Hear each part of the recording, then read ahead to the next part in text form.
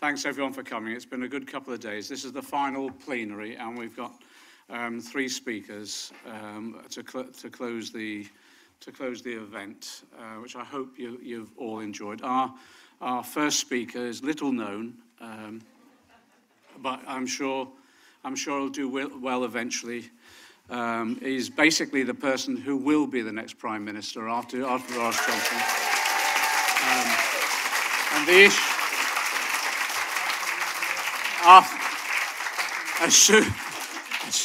as soon as we can get rid of Boris Johnson, which I hope is by October, but we'll do our best. Jeremy Corbyn.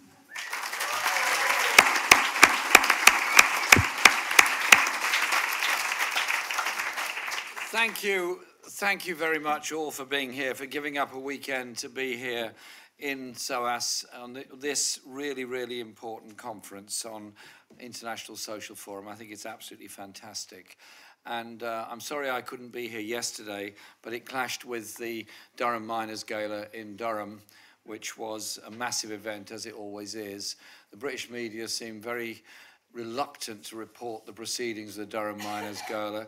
I suppose there's 2 reasons for that. One is it's the biggest working class festival anywhere across the whole of the continent, so that's one minus for them. And the second is it's not in London, and so that means they'd have to travel to report it. But I can report back that it was probably as big as it's ever been, around 200,000 people there, and it is a demonstration of communities coming together of all backgrounds and all causes, with the spirit of the mining community uniting people together, and it is an incredible occasion. So providing there's no clash of venues and events next year, I hope many of you will attend it, because it is an incredible thing to be at. Secondly, as you know, Dilma Rousseff lost her mother yesterday, which is obviously devastating for anybody. Those who have lost our mothers remember that day very well, and so she's obviously had to return to Brazil for the funeral of her mother. So I think we can just send her a message of strength and solidarity at this difficult time. I'll phone her later on today and convey that message to her, if that's okay with all of you.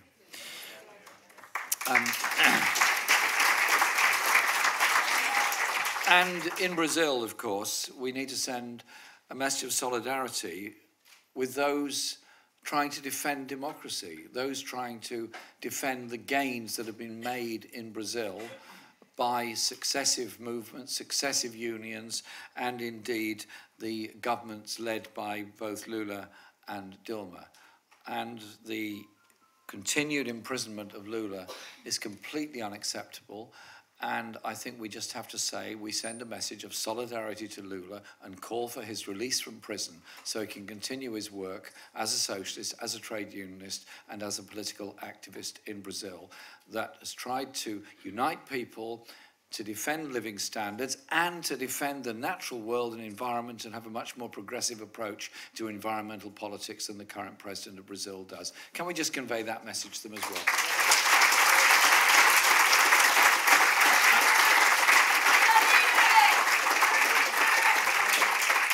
And also my thanks to my good comrade John McDonnell and all of his team, because this is a team effort that have put this event together in the great traditions of bringing people together from all kinds of backgrounds in order to have these discussions, which can raise complicated and difficult issues, and that surely is what robust socialism is about, when we do confront difficult issues together and try and bring about some answers to them.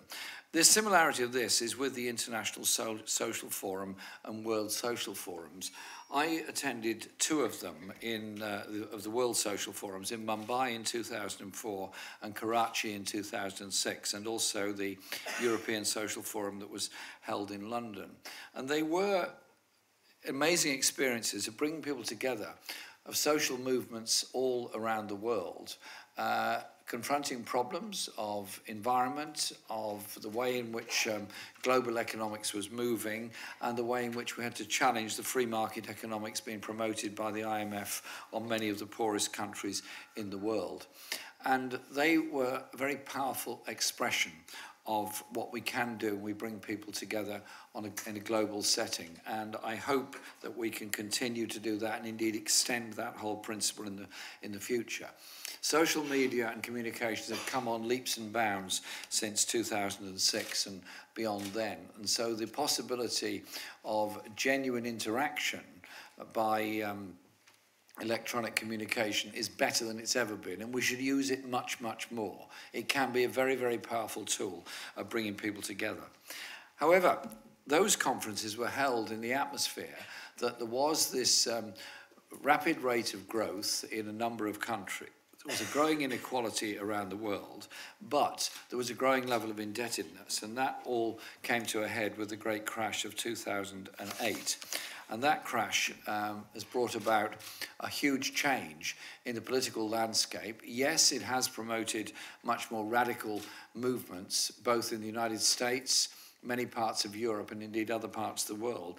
But what it's also done is been a catalyst for the growth of the far right, the xenophobic far right, the racist far right, and those that can only offer xenophobic solutions to the issues that are faced. And these are issues that we have to take on ourselves. It's a responsibility as socialists to tackle the true causes of people's frustrations. I just say this, I'm absolutely determined that under Labour, a Labour government, which, as John has explained, we hope to have in Britain soon, will lead the struggle for a just world. If we're internationalists, as we are to our core, we have to act together to tackle inequality.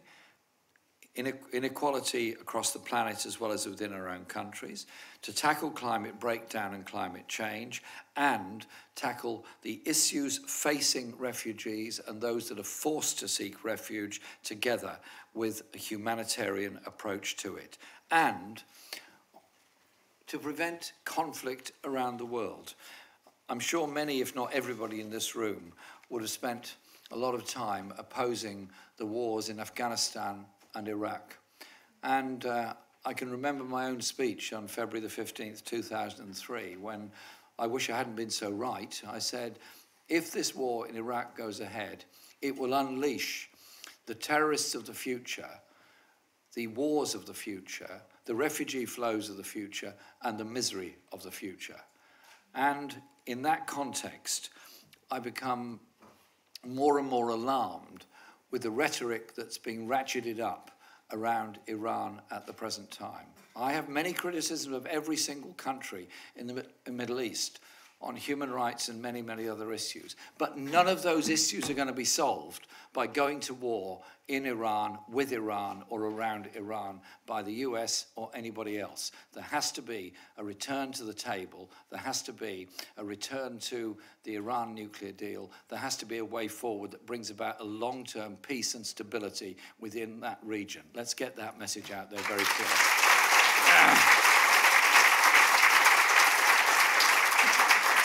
But real internationalism isn't about so-called world leaders getting together at exclusive resorts for summits that have no accountability. I mean, you've watched these things over the years where a lot of people turn up, usually joined by incredibly wealthy people, and they've decided they're all world leaders. Well, real internationalism is about uniting people's common interests across borders. The great division in the world isn't necessarily between nations and countries across borders. It's between the powerful and the powerless around the world, and the greater and the great and ever-increasing democratic deficit. I have tried during my time as leader of the party for the past 4 years to strengthen ties with left of centre parties and unions all across Europe. And I think that's important because, we'll come on to this, but whatever the outcome of the whole Brexit issue, our interests and the interests of trade unions, social movements and the left all across Europe, just as much as across the United States, are exactly the same. We need much stronger links with the left parties and trade unions on both sides of the Atlantic and both sides of the Channel, and of course in a global sense through social forums. That is something I'm absolutely dedicated to do. But I'm also dedicated to making sure our party, the Labour Party, becomes much stronger within communities, and that the whole principle of a social movement that can inform people, excite people, galvanise people into achieving things is the right way forward, which is why in the Labour Party we've started to appoint, and now quite a number in place, of community organisers who are working really hard in communities all over the country, bringing people into political action and political debate who would otherwise have felt extremely disempowered. It is surely the whole principle about empowering people.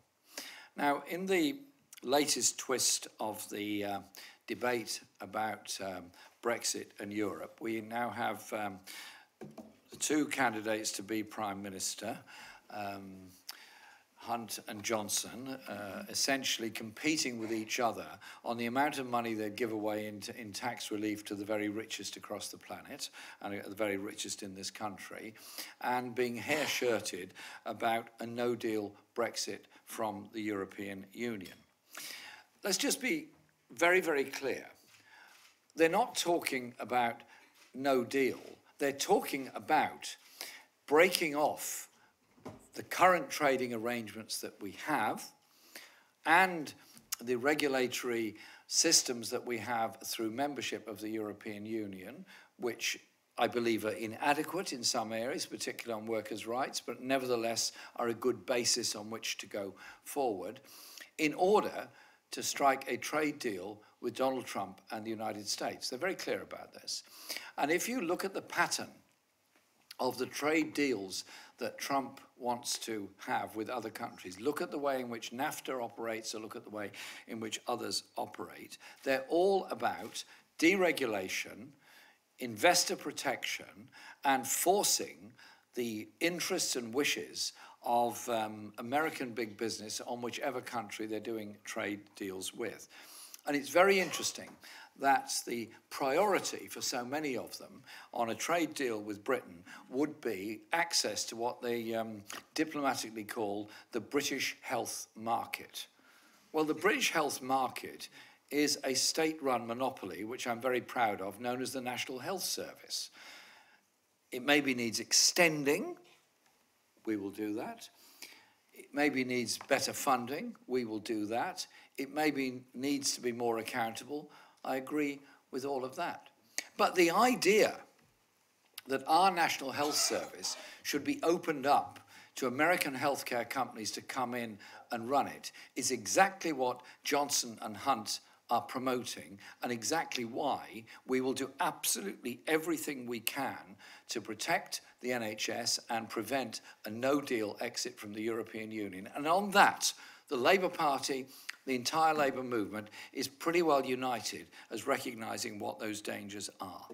Johnson won't defend the NHS any more than he would defend the right of one country to appoint an ambassador to another if the president doesn't like it. And so I probably don't need to convince this audience that Premier Johnson will not be good news for this country any more than a Premier Hunt would be. I think a much better way forward would be a general election and let the people of this country decide the future.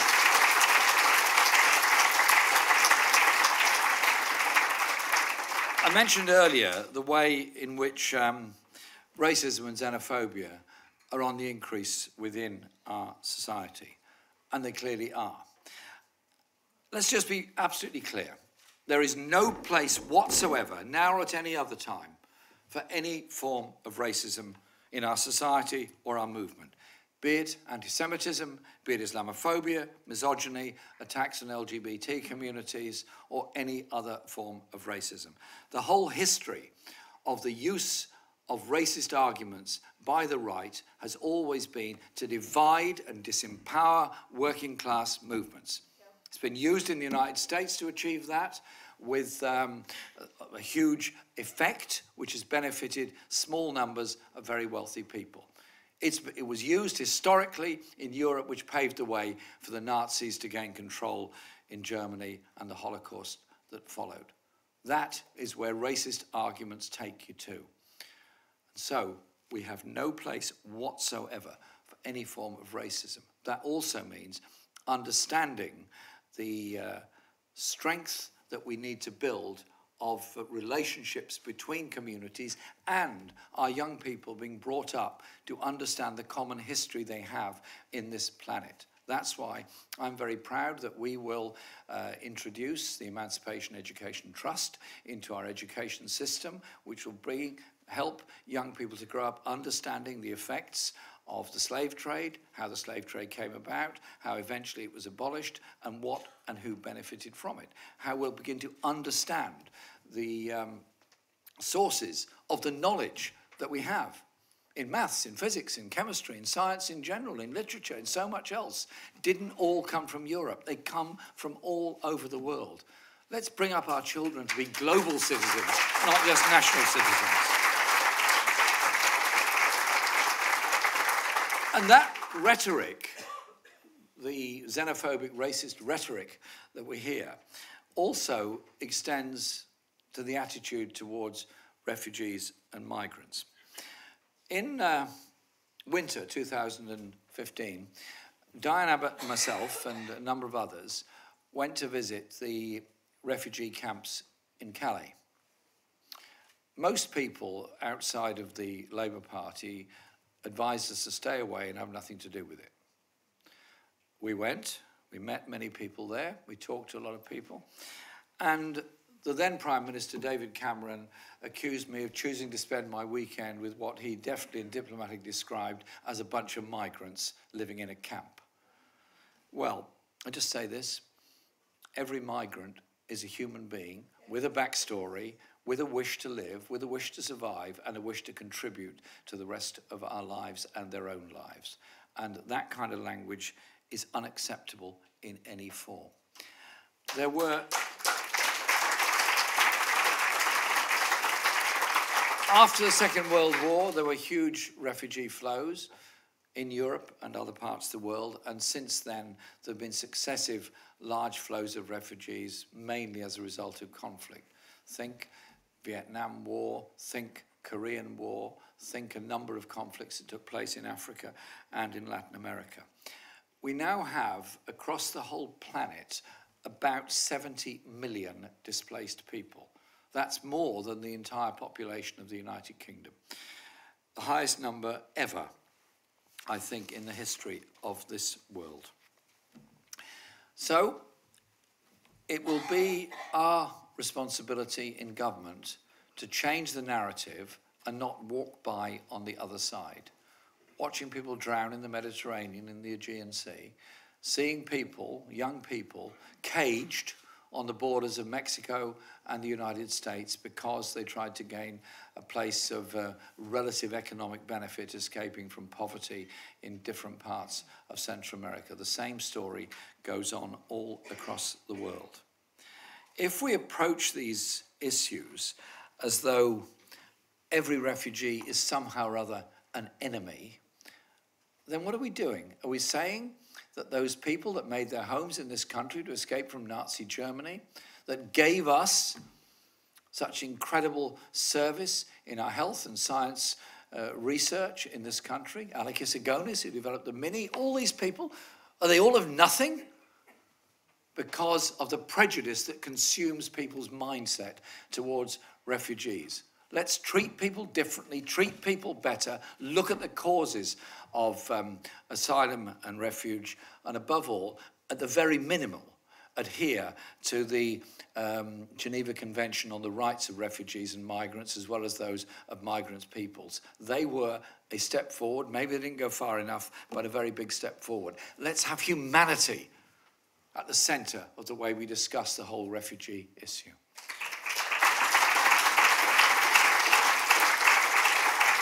Some of those people that are at the moment in refugee camps, mainly in Libya, but other countries as well, have arrived there because of degradation of their own natural world. Loss of forest, desertification, excessive drought, many other environmental causes. And they are environmental refugees. And so I was proud that on May the 1st, on behalf of the Labour Party, I put a motion to Parliament to declare a climate emergency. And Britain became the first parliament in the whole world to pass that resolution. I'm proud that we put that forward. But it is a resolution with a series of demands. It's not a solution in itself. But at least it gave us the space for people to understand the nature of the climate disaster and crises that we face. I could give you any number of figures about global warming, about carbon emissions, about loss of biodiversity, about extinction of many species, about the loss of forest cover and the need for more forestification in order to bring about some carbon capture. But if I just give you an example from India of excessive weather that's happening at the present time. Between 1980 and 1999, there were 213 recorded heat waves across India. That's where you get excessive temperatures in excess of 45 degrees centigrade, 50 degrees centigrade, and so on. Get that figure, 213 between 1980 and 1999. Between 2000 and 2018, 18 years, there were 1,400 such heat waves. And you could produce similar information for other parts of the world. And you look at the consequences of one level flooding, the other level drought, forest fires, carbon emissions that come from them, and the loss of biodiversity as a result of all this. So, how we act towards the natural world is a very important one if we want to bring about justice for our children. But the environmental crisis and the damage and pollution crisis that we're bringing to this world doesn't fall evenly on people. If you can afford in any city to live in the cleaner air of the higher land around a city, if it happens to be built in a basin, and many of our big cities all around the world are, you have a longer life expectancy. You're breathing cleaner air, you have more money, you're eating better food, you're going to live longer. You can draw a map of any city in Britain, take a bus journey across it, and the life expectancy drops by 10 to 12 years from the suburbs to the centre and starts rising again when you get to the other side of that city. The levels of air pollution are bad in British and many European cities, where some of our children lose up to 10% of their lung capacity before they're 5 years old. In the centre of cities in India and China, it is far worse. It is a global issue about the damage we're doing to the health of the next generation by air pollution. So it is about justice for working class communities in urban areas. It's also justice for countries and indigenous peoples across the world who are hardest hit with the loss of forest and loss of sustainable living. And so Britain and other industrial countries must take a responsibility for this. And I say that because there is a sort of comfort zone that people in the US and Europe can get into, as saying, well, yeah, I'm absolutely in favour of protecting our environment. We all are. But don't think about the consequences of international trade and the conditions under which goods are produced from elsewhere and the pollution and environmental damage that comes as a result of that. So I want to make it very clear. The next Labour government will show real international leadership in tackling the climate crisis. We will not be walking away from the Paris Climate Change Accord with Donald Trump. We'll be walking towards it to make sure the next one is stronger than the one that is in place at the present time. We'll be working with countries all across the world to achieve that. We'll face up to the climate emergency by also recognising our own carbon footprint. Because currently, when we measure a country's emissions, we're talking about greenhouse gases generated as goods and services that are produced in this country. So, we measure the greenhouse gases from our vehicles, from our industries, from our power stations, and we try to take action accordingly, either by reducing, eliminating, or mitigating if that's possible.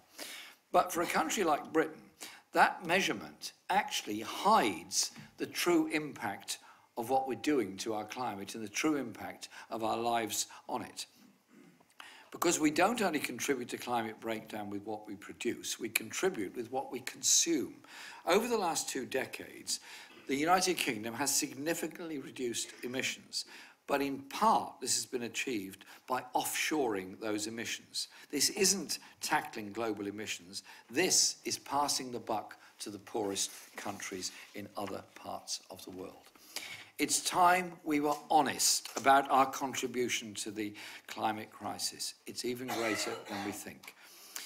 So under Labour, Britain will become the first major economy in the world to measure these consumption emissions and take action to reduce them. And as John has explained, we will offer financial and technical support to developing countries to support them in helping them adopt greener methods of production and reducing the carbon content in the goods they produce and the goods that we import. We should not see this as a burden. Offshoring our emissions is just as bad for the climate. It's also bad for our own industries. When we measure the emissions from goods produced in the UK, but not those produced overseas, it puts industries in this country, especially energy-intensive industries like steel, actually at a disadvantage. So we will remove the perverse incentive to damage our own economy with no benefit to the climate as a whole. This will mean that we will be able to increase the number of good quality jobs in this country, particularly through green energy generation, and it will complement our green industrial revolution that we are developing and working closely with friends and colleagues in the United States who are working on broadly the same agenda. A Labour government will also make international institutions up their game. We have huge leverage as the biggest contributor to the Climate Investment Fund, managed by the World Bank and multilateral development banks. These funds have been criticised by civil society organisations for lacking democratic accountability. We will tackle the climate emergency by listening to those most affected. So, we will withdraw support from the World Bank managed climate funds and give more support to the United Nations Green Climate Fund instead, because we believe that to be a better and more democratic way of doing things. It is about facing up to the crisis that we all face. It is about saying to people, this is a crisis, obviously. We have to do something about it, obviously, but we also have to make sure that everybody benefits from the green industrial revolution that we're putting forward. So in the North East yesterday, I was able to announce the creation of a regional development bank under Labour to ensure proper investment in sustainable industries all across the northeast and northwest of this country. Able to announce that we will be investing fairly across the whole country. And to young people, listen, your future is there. In good quality training, good quality jobs, high-skilled jobs, innovative jobs. Use technology, use innovation, use high skill to protect our natural world, our biodiversity, and our environment. Getting off the planet and running away isn't going to solve it. A holistic, creative approach that encompasses the imagination that's there in all of us, bring together the whole idea of imaginative protection of the world with high technology is something that I'm very keen to develop and promote. We're doing it in opposition as a Labour opposition, but it'd be so much better if we were a Labour government doing it as a government, working with others all across the world. We are in the jaws of a global political crisis, and we must not allow this moment to be stolen by the opportunists of the far right. It's a serious threat. Those that offer xenophobia, abuse and racism, misogyny, they get an airing for a while. They create an atmosphere of horror and hatred. They create an atmosphere where violence is carried out on the streets of cities all across the world. And at the end of it, all they've done is blame somebody for the shortage of schools, for the waiting lists at hospitals, for the problems of the bus service or whatever else it happens to be. But at the end of that, they've solved not one of those problems. They've created a horror story, which means they've got to go on and blame somebody else. It's a horrible downward spiral. Get on that racist downward spiral. It goes faster and faster and leads you to an abyss at the end of it. So our movement must be united in challenging the inequalities of the global economy, challenging the way in which whole communities have been laid waste by the interests of huge financiers in distant places, and strive for a world that's different, a world that's better, a world that understands where we've come from, but more importantly, has some concept of where we're going to in the future. Is it to be a world of war, of economic degradation, of growing inequality between the richest and the poorest, and a growing unaccountability of the richest and most powerful in the world? Or is it to be a world where we're actually demanding greater accountability and greater democracy, a better understanding of the strengths of our diversity, the joys of our diversity, and the fascination of our histories, all of them, which can create that better world in the future? And so our campaign is about uniting people, is about giving them that offer of the kind of country and kind of world that we can create. None of it is going to be easy. None of it is going to be without an awful lot of opposition in various places. But the excitement of people coming together with hope and determination to achieve that better place in that better world and protect our environment along the way is something we have a responsibility to strive for. Thank you very much.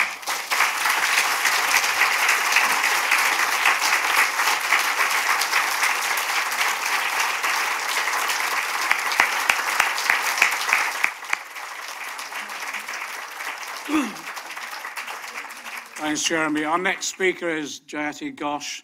Some of you were here when at the opening plenary when Jayati spoke. For those of you that weren't, let me just run through her biopic, which is extraordinary. She's a development economist and professor of economics at the Centre for Economic Studies and Planning, the School of Social Sciences at the Nehru University in New Delhi. Specialities include globalization, international finance, employment patterns in developing countries, macroeconomic policies, and issues related to gender and development. She's made a major contribution to the discussions that we've had this weekend. And Jayati, thanks for joining us. Jayati.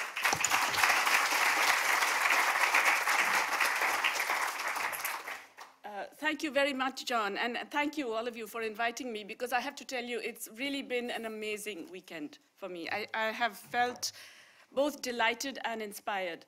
Delighted because I think this outward orientation of the Labour Party is not just to be welcome, but I think it can play a huge, disproportionate role for the rest of us in the world. Because whether we like it or not, the UK is a small island, but it is nonetheless a member of the G7. It is a very major player in the global economy and the polity. And what happens here can actually have an impact in terms of a demonstration effect, in terms of influencing the global discussion and the global agenda. I think what Jeremy Corbyn just set out is very, very inspiring, not just for Britain, but in fact for many people across the world. I was telling him just now that it's the first time in my life that I've actually felt jealous of somebody in Britain. Because I wish we had leaders like that at the moment in India. I also think that, what really impressed me about the last 2 days is that it's been full of very thoughtful and honest discussion. I've been extremely enlightened and impressed by not just the panelists, but by the comments from the floor and the discussions and the workshops, because I think it reveals a degree of awareness and an acceptance of the difficulty of the problems, the complexity of the problems, and a willingness to go forward. There's an energy, especially among the younger participants, that is absolutely wonderful to see. There was a huge wealth of ideas, proposals, and responses. I'm not even going to try and list them, but okay, maybe I will. But there were so many important things, and I think what was very important is that it was all about how the international environment and architecture needs to change for many of these things to occur, even within Britain. And if that international architecture changes, it affects all of us. It affects us in India, it affects people in Africa, it affects people in Latin America as well. And it's not just a rejection of imperialism. I think what we just heard is about as open a rejection of imperialism as you can get. But it's a rejection of austerity. And this matters in all kinds of ways. It matters, for example, that it's not just about who runs the IMF, is it a European man again or whatever, but it's about the program of the IMF, it's about the orientation and the macroeconomic stances that they encourage or force upon countries. We've heard about the importance of public banks and about the importance of financial regulation, especially of the shadow banks and the recent moves towards these complex public-private partnerships, what was beautifully called the Wall Street Consensus, and the financialization of the Sustainable Development Goals, which is currently underway even with the UN. And if countries like Britain and if a Labour government in Britain can actually come out strongly against this, how much stronger it would be for all of us in the developing world who are so far at the receiving end of it, and unfortunately still with governments who will go along with all of that nonsense. We've heard about the issues of taxation to raise resources for the huge public investment push that is required, and about the possibilities available for global taxation in terms of actually recognizing that multinationals are just one company spread all over in different places and taxing them accordingly and spreading those gains across all the countries in which they operate. We've heard about the regulation of other multinational activities. There was a very important, I think John McDonnell made that point, about recognizing that you have to protect human rights and moving a motion about business and human rights. That also involves international agreements that rely on investment state dispute settlement, which is one of the major means whereby multinational companies not just harass governments, but prevent them from doing anything that respects the human rights of their citizens. We heard about, and Mr. Corbyn has just talked about it again, about changing patterns of consumption, not just production, but consumption. But that in turn requires lots of other things. It means recognizing the rights of countries for their own trade and industrial policies as well. Not just to change production patterns, but to change consumption patterns. We heard in the session just before this about how the Havana Charter has actually emphasized not just employment, but various other social goals in different countries, and how we need a trade regime that recognizes and respects those different social goals of countries. And if we don't have international pressure coming from both North and South to actually push that kind of trade regime, we're not going to get it. So it's very, very crucial that that kind of demand comes from within Britain as well. We heard about migration patterns, and there was a kind of devastating session, I would say, a very honest session on migration this morning, which also talks about how they reflect not just global inequality, but the tensions that have often been created by geopolitical and imperialist economic interests in the North, and how the resulting patterns cannot be just addressed in terms of the band-aid approaches that are being attempted, but dealing with those tensions at their root and addressing the causes of these movements of people, these forced movements of people. So there have been all kinds of excellent proposals, but these are enormous demands. And it does, as I mentioned yesterday, it can seem that these are almost too big to contemplate. After these 2 days, I feel much more invigorated about the possibilities of meeting those demands. I mentioned that we should look around for the little ones that will not offend too many people and get as many allies as we can and so on. Now I'm feeling, actually, no, what the hell, let's get bolder,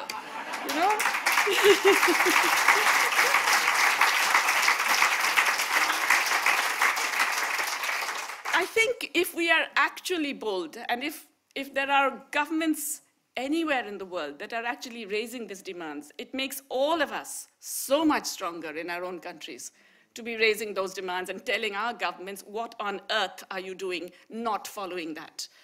And that comes about public spending, it comes about taxation, it comes about control of intellectual property rights, about financial regulation, about all of the things that we have been talking about. If you can set us an example, oh my God, wow. It is so good for the rest of us. So, you don't even have to think about whether it's going to be better for you. It will be just so much better for all of us.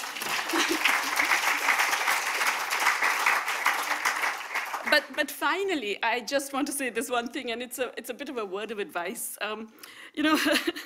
I don't know how to put this, but a lot of the discussions are also based a little bit on a, what can I say, a kind of slightly moral stance about things. You know, we shouldn't do this because we were really bad, and it's true, you were, right? You were absolutely awful imperialists in the past. I mean, let me not begin to go there, right? We know about it.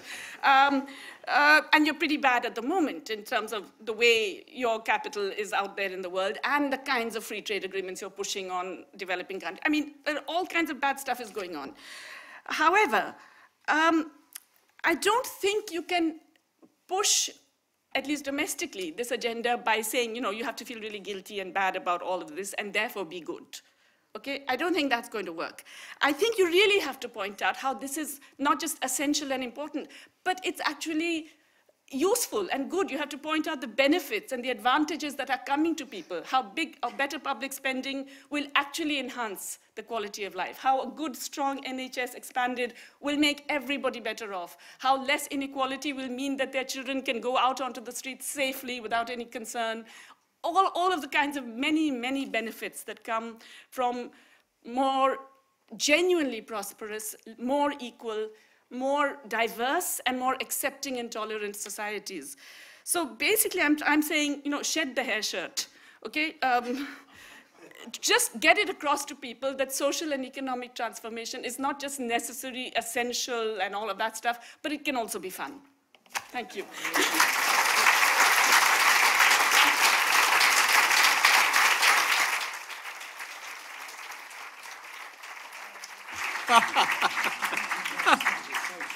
See what I mean, Jayati? It cheers me up no end every time. Okay. Our final speaker is an old friend, Yanis Varoufakis. Let's go through his biopic as written here.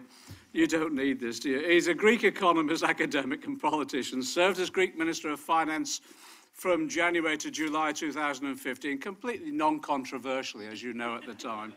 And was a member of Parliament. And what's great about it, forms a new party and has just been re-elected 9 members of Parliament in this recent election.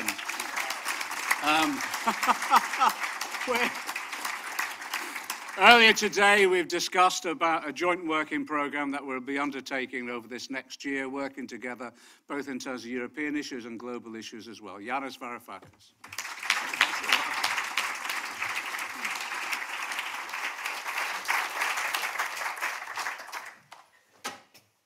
Thank you, John. Thank you, comrades.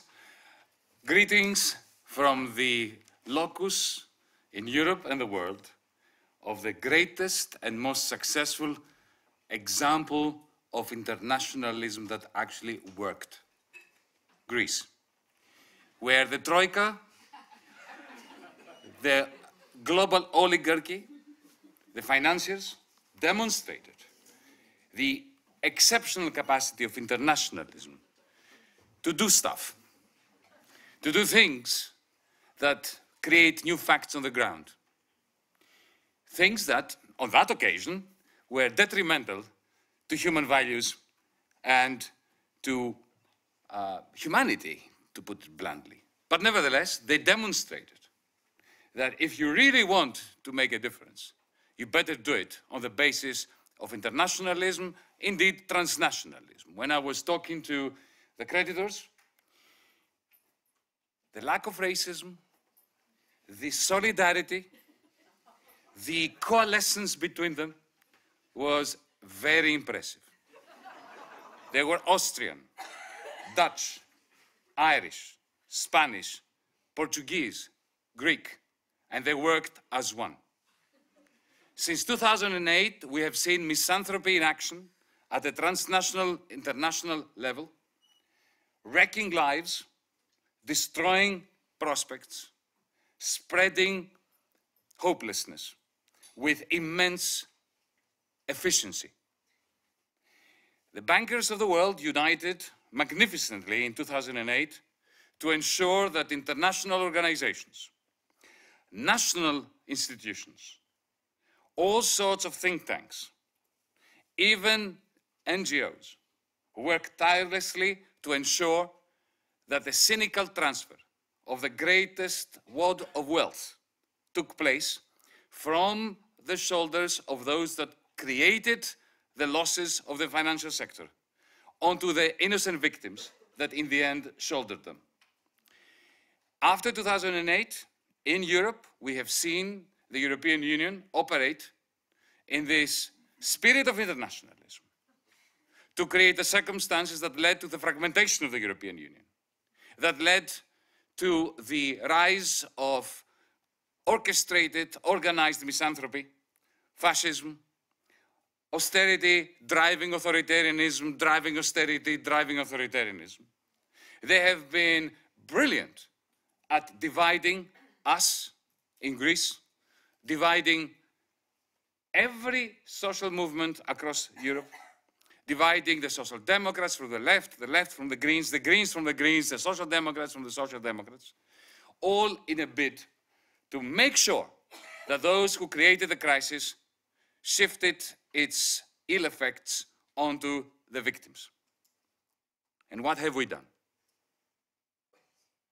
Nothing. The only people who united were the bankers and the oligarchy. We have failed across Europe and the world to create the internationalism that can valiantly and effectively fight against the internationale of horror. Donald Trump, Matteo Salvini, Marine Le Pen, Boris Johnson, all the fascists, Modi, all the fascists or neo-fascists or crypto-fascists of the world showed a remarkable capacity to organize, and we are failing left, right, and center. Comrades, I'm not here to stroke your ears or to give you a good news story. I will plant the hope of, the seed of hope, or water it so that it can grow. Because what we achieved in Greece, and thank you, John, for mentioning that, in the middle of a Ramsay McDonnell moment, those of you of a British disposition, you know what I'm talking about, is that we managed to extract hope from a vista of hopelessness that was brought about not by the ironclad oligarchy, but by our failure as progressives to unite and to stick to our guns. The ease with which they take us apart, they turn us against one another, and divide and rule has been characteristic of the period since 2008. 2008 was a crisis equivalent to 1929 that only the Marxist left could predict. We did predict it. And yet, we, the Marxist left, the radical left, were the only ones who, in the end, did not benefit electorally, politically, who did not manage to create political capital out of the correct analysis we had of financialized capitalism. There are a few exceptions. Jeremy Corbyn's Labour Party is one of them. Thank you, Jeremy, for using a historical accident in order to turn the Labour Party into a beacon of hope. But we know, those of us who have come close to power, well, actually, strike that. Those of us who came close to office, because there is no comparison between having office and having power. Let's not confuse that.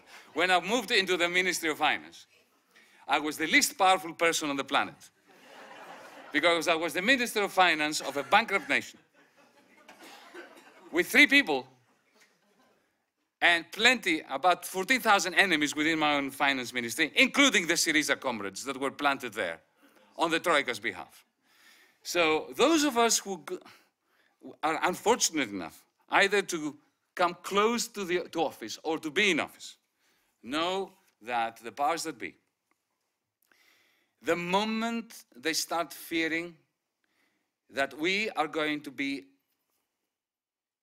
stepping out of the script they wrote for us, they start a process of character assassination and demonization that Jeremy and John know very well, and which I have some experience of. You see, the system which reproduces austerity and authoritarianism is a system that loves to propagate a narrative of personality clashes. They are very happy to portray politics as a realm where Trump is facing down Clinton, Blair versus Cameron, Jeremy Corbyn versus, I'm not going to mention any comrade from the Labour Party, but you can add a number of them. They are very happy to use the language of sport, football language, in order to hide the essential processes of class conflict, of capital accumulation, of regeneration and reproduction, of fundamental failures of capitalism, to match the productive capacities that capitalism produces with its lack of capacity to generate, on behalf of people, an ability to meet basic needs or even to consume the gadgets that capitalist production processes generate. They fear Jeremy Corbyn. They feared us in 2015. Why?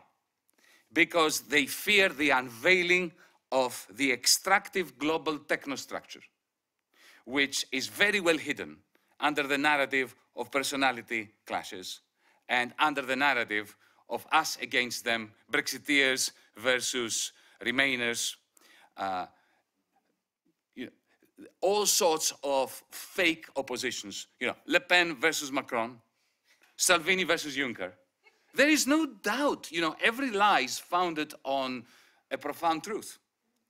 So there's no doubt that Juncker despises Salvini. There is no doubt that Macron cannot stand Le Pen. But what they fear that we shall unveil is that they are, in effect, partners in crime.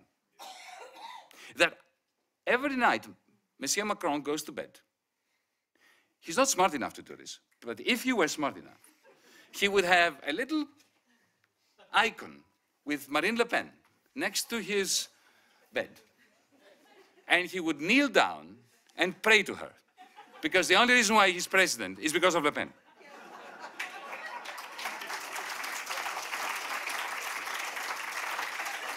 And Le Pen should also have an icon of Macron, because the only reason why she's there, harvesting the discontent of the French working class and middle class, is because Macron and his mates are pushing harsh austerity for the many and socialism for their bankers' friends. They are doing their best to ensure that every time we speak, whether it's John, Jeremy, myself, any of the comrades who are determined to unveil the underlying political clash, which includes a class analysis. Every time they fear that we are going to do that, they are going to ensure that some scandal erupts, some distortion is introduced, so that our voices, they're not silenced, but that they sound like jarring dissonances in an environment where speaking truth to power seems very much like shouting in the wind. What we need to do through great fora like today is make sure that we learn the lessons from the last general election in Britain, from the recent general election in Greece to a small extent, and a much larger from the referendum of the 5th of July of 2015 in Greece. That if we persist, if we stick to our guns, and we continue to combine the analysis that is capable of illuminating the underlying reality with policy agendas that can make a difference, then we shall prevail. It will take a long time. It will come at a personal cost. We will have losses, but we shall prevail as long as we realize that the real enemy is not the ironclad troika, it is not the oligarchy, it is not the IMF, it is not the European Central Bank, it is not Davos. The real enemy lies within our own movement. Every time we've lost, and that's our experience in 2015, your experience in the 1920s, Ramsay MacDonald, it is because we fragmented and we, or part of our movement, was co-opted. Friends, comrades, Let me give you an example of what we think, speaking on behalf of DiEM25, our pan-European progressive internationalist movement, and Mera25, its Greek electoral wing, as we call it, the Greek party that we set up in Greece. What I think our challenge is. I'll give you an example. There is a small town in Hungary called Győr. There is a plant owned by Audi Volkswagen that produces engines, a very large number of engines, for many of the models that are assembled about 370 miles away in Ingolstadt in Bavaria. Those engines are built almost exclusively in Hungary in that plant. Then they travel to Ingolstadt and they're assembled. It is quite remarkable that the monthly gross salary of a Hungarian worker amounts to 2 days' pay for their equivalent colleague in Munich. Productivity is exactly the same. Add to this another piece of interesting information. Audi Volkswagen pays 0 tax in Hungary. They have managed to create a race to the bottom between the Czech Republic, Poland, and Hungary to ensure that through tax breaks and an agreement that is not visible to the naked eye, value added in Hungary counts against taxation in Germany.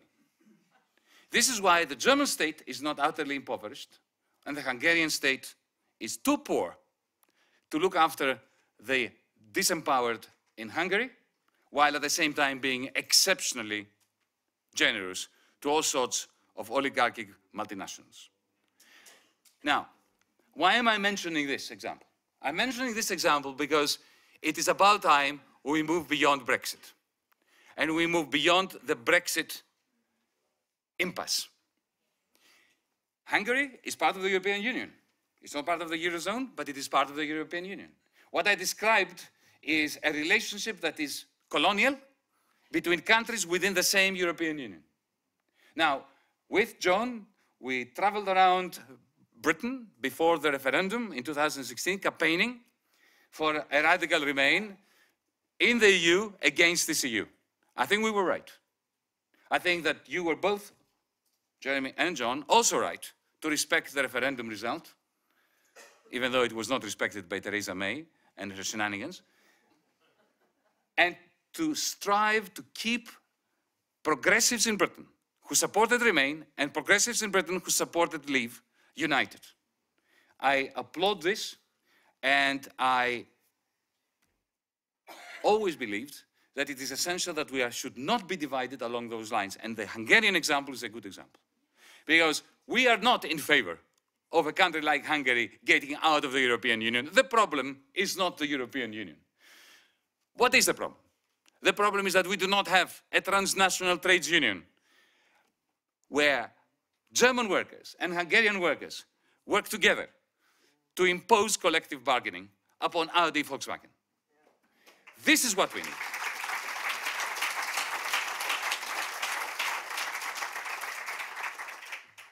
It's very satisfying to be amongst comrades today.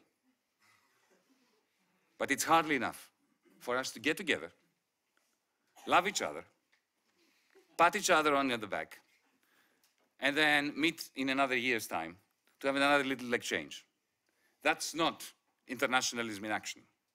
This is a psychological exercise, a kind of therapy for us, which is good, but it's below the standards of what duty compels us to achieve. What we need is to copy the oligarchs. We need to create or to simulate common institutions that serve the many in all the countries at once. We need to look at the state of financialized capitalism under a perpetual crisis that began in 2008. There are 3 cycles that we need to aim at breaking down. One is a cycle between austerity and authoritarianism. You can see that in Britain, you can see it in India, You can see it soon. Already you're seeing it in Brazil, and you can certainly see it in the Eurozone.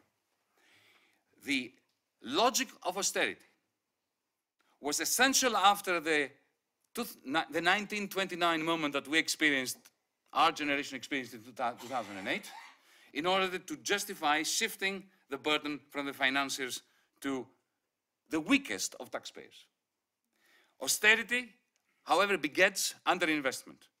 Underinvestment leads to economic failure. Negative interest rates, destroying pension funds, even private ones, eating into the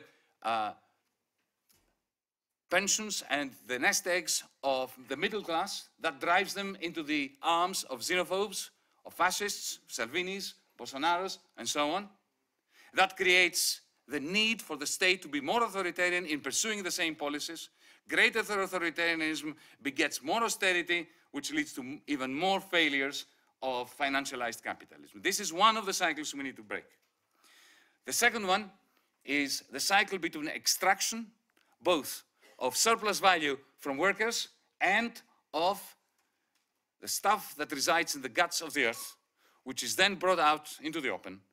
It is burned into our fossil fuel utilizing energy production plants that are privatized mostly, which produce the climate extinction dynamic, which then creates even more underinvestment, simply because the vertical integration of fossil fuel technologies, to put it simply, another extraction of oil and gas, as in its infinite idiocy, the previous government in Greece of my former colleagues has committed to, together with Netanyahu and Trump. This is why they are no longer in government, because they failed and they betrayed the people, not just of Greece, but of the world, not only when it came to succumbing to the Troika, but also at every other level, whether there is migration, violating the rights of refugees, or oil extraction with Netanyahu in the Eastern Mediterranean. This process of vertically integrated extraction of fossil fuels creates very few jobs while amassing rents in the pockets of the oligarchy that already has too much money, they don't know what to do with it, and then they end up doing only two things. Either they buy properties in Holland Park, pushing up house prices in South England, or they buy back their own shares, boosting the share value, which is connected to their bonuses. But there is no investment. And the third cycle that we need to put into our aims is that between, as I mentioned before, Le Pen and Macron, the relationship between establishment and populism. This is why I'm so excited that DiEM25 and Labour under Jeremy and John, we're going to be working together to establish a common agenda. You know, there are two ways of doing politics. The old-fashioned way of people getting around the table, inviting others and saying, look, I like John and Jeremy and 2 or 3 other friends from Europe. Let's get together and have a little, you know, internationale on the basis of who likes whom. And there's another way of doing politics. And that is the one that we are going to put forward, and it's the strategy that DiEM25 has had from the beginning. Let's identify what needs to be done. Remember Lenin? What needs to be done? And then let's invite anyone who wants to come and have a discussion with us on what needs to be done and how we are going to do it. And create or simulate the international, transnational institutions that are going to counter the international, transnational misanthropy of the global oligarchy without borders. We need to focus on not just minimum wages, because the Hungary example is not a problem that can be solved simply through minimum wages. But let's organize together the transnational collective bargaining. Let us move towards financial regulation that goes well beyond Basel II, 3, 4, 5, 6, and which imposes upon the bankers equity ratios that are in excess of 15, 18%, so that the banking system no longer conforms with casino capitalism. Let us get together to introduce minimum corporate tax rates, but at the same time, find ways of ensuring that there are no leakages through Irish double Dutch sandwiches that allow Amazon and Facebook and so on to escape this whole process. Let's get together, finally, to attack three major issues that Jeremy referred to. Firstly, we talk about the green transition. Where's the money coming from? Comrades, we need $8 trillion every year in order to make a dent, to make a difference. That's about 5% of global GDP. We need 5% in this country, 5% in Europe, 5% everywhere. Where is the money going to come from? It's all fine and good to say, well, we should tax the rich. It won't work quickly enough. But there is idle cash. Never before has there been so much idle cash in the international financial markets. We need to utilize existing public investment banks. If we don't have one, like you don't have one here, create one. We should coordinate their work, issue bonds together, and we should have our central banks to support those bonds together in order to take a large proportion of this money and put it immediately to work in a Manhattan-like project, a Green New Deal project, to face up to climate extinction today, not in 2050. Secondly, we need to rethink global imbalances. There are deficit countries and there are surplus countries. John Maynard Keynes made a fantastic proposal in the Bretton Woods Conference about a clearing union that allows us to create a fund that taxes both surpluses and deficits, and it can be used, in our case, as green investment in the developing world to have the redistribution of wealth which is necessary from the north to the south. And finally, we need to remain true to socialism, to the original idea of socialism, which is not just about income redistribution, but it is about wealth distribution. It is about transferring property rights to the returns of capital. John and Jeremy already have a proposal. We have a proposal about how to create an equity fund where a percentage of shares, we can begin with 10%, of large corporations goes in there, and the dividends are used for social purposes or simply as manna from heaven as a universal basic dividend. These are the things we must plan for together in a bid to create a transnational collaboration to simulate transnational institutions that are the only antidote to the kind of successful internationalism that has wrecked our people in Greece. Thank you very much.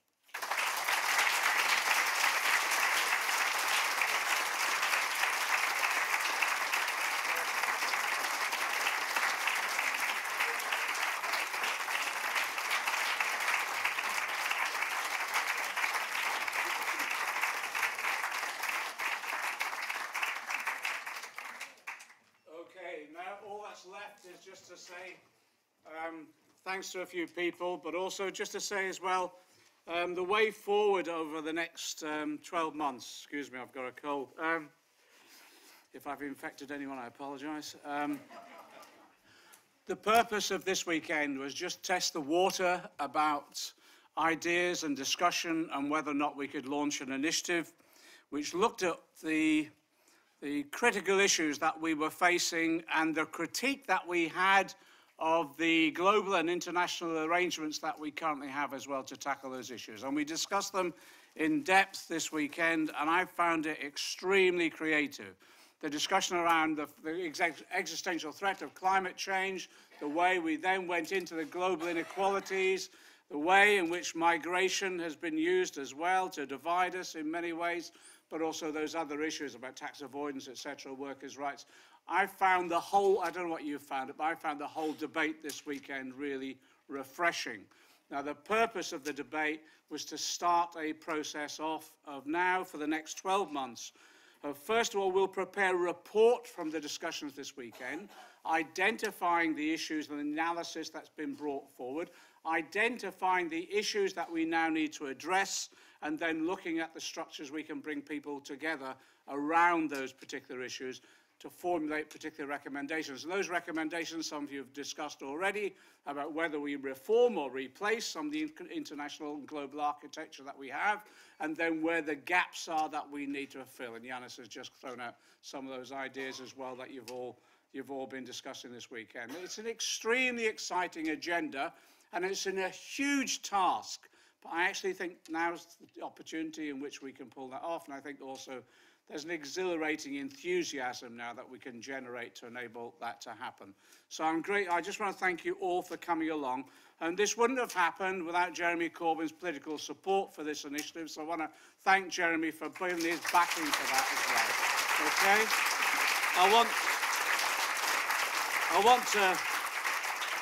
I want to thank all the speakers.